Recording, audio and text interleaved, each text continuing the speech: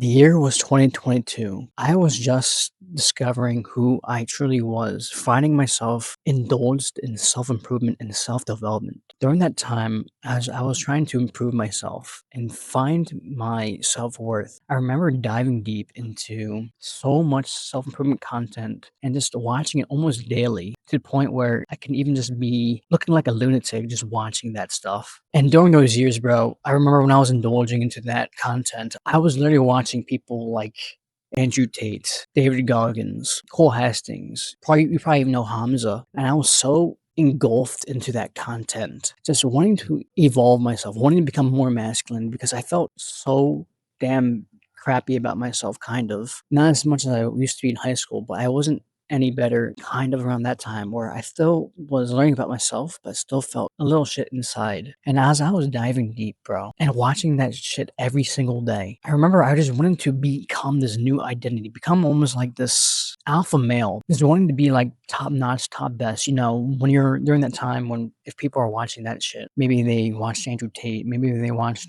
David Goggins, they wanted to be hard. They wanted to have a lot in life. They wanted to become rich and successful, as you would see advertised on Instagram or YouTube. Just watching those reels, you go, "Oh, I kind of want that for myself." And it felt great just embodying that identity. It felt great to be that because every day I was trying to be better, become more masculine, become more tough, if you want to say that. And this is when things didn't really go well for me. As I was consuming that shit every single day, wanting to become better, even just watching these reels, as I was wanting to work on myself, I wasn't really working as hard. I wasn't really changing as much as I wanted to. All I was really doing during that time was watching motivational content, things to get me kind of in the motion to want to do stuff, eager to do things and want to change. And maybe I might do a little bit, but I wasn't doing as much. And this is, bro, where things kind of got worse. I was literally so engulfed into that frame of this masculinity, watching that content where it literally fucked with my mind. Like, no fucking joke. I literally was so focused on that shit to the point where people might have looked at me differently, even in my family or even at my workplace, just a little bit, because I was becoming a little bit in that what you would call toxic masculinity. I wasn't a jerk, but it was as if I wasn't me. I wasn't really myself. And I was falling kind of victim to that, want to have that success, wanting to become this person, this wanting to have that Lamborghini, wanting to have money, that financial clout, all these things that you saw back in the day during that time of chasing this idea of success, chasing wanting to be seen, chasing this, wanting this validation because you have all this shit in your life. And this is where I was kind of losing my sense of self because even though I was wanting to improve myself, I was also not really taking care of my internal emotions. Because if you ever watch David Goggins, you know how he does things is working hard and grinding. Don't be a bitch. Where Andrew Tate is, this kind of similar. Don't be a bitch, yada, yada, yada, making me even sometimes toxic at times. How, in some of his viewpoints. But what I was really doing, bro, is I was avoiding the internal parts of myself, avoiding the emotion, by just grinding past things and saying, don't be a bitch. You just keep improving yourself and kind of half assing the work and just watching more things to feel more inspired. And although it felt great during the time just to have that inspiration sometimes from these, what you would call these self development gurus, all I was doing was giving me a quick dopamine spike, a quick motivational hit, and eventually it would die down. And I just also avoided that internal pain by not actually sitting with myself and listening to my internal thoughts. But during the time, bro, although it felt great during that time, it also sucked because even though I wanted change, I still felt kind of not good enough. I didn't really always step out my comfort zone. And sometimes also being someone who I was not, I was avoiding the inner child. I was avoiding this emotion deep inside myself. And I just really wanted to have change. I wanted to have success and that validation and approval from other people. Because during my past, I've always felt not good enough. I didn't like the rejection and I didn't like who I was. And I just kind of saw this as like,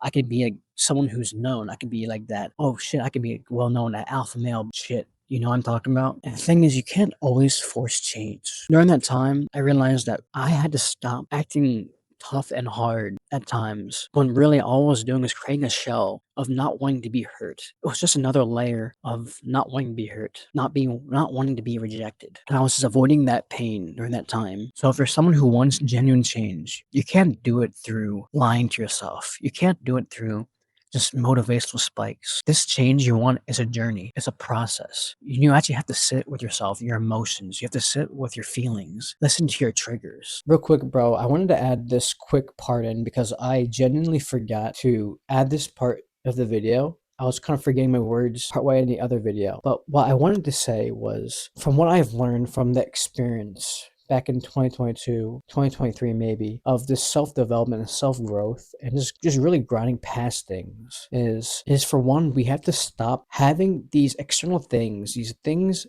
outside of us to make us to validate ourselves to other people, look a certain way, to feel like we are loved, appreciated, and people accept us for who we are. We have to stop caring about that part. And also, when we are wanting to change and we feel like we are lost or things aren't going the way we want to, even though we're trying to change our life, or if things are still iffy in our life, is we have to stop this self-attack. We have to stop saying harsh things to ourselves. Like, I know I was mentioning David Goggins and some other people who were in self-improvement who might have this mindset of this calloused mind, and maybe they even say to themselves that I need to stop being a bitch and just do it. It's just self-attack that we have to stop doing that, because it can be really, really harmful to our mental health, our mind, because we are literally saying I am not good enough because of X, Y, or Z, and always just chasing as if we're just chasing the next high to make us feel good enough. It's to keep chasing this I need to be better, I need to be better, I need to be better mentality when you already are good enough. That doesn't mean you can't change anything in your life. That doesn't mean you can't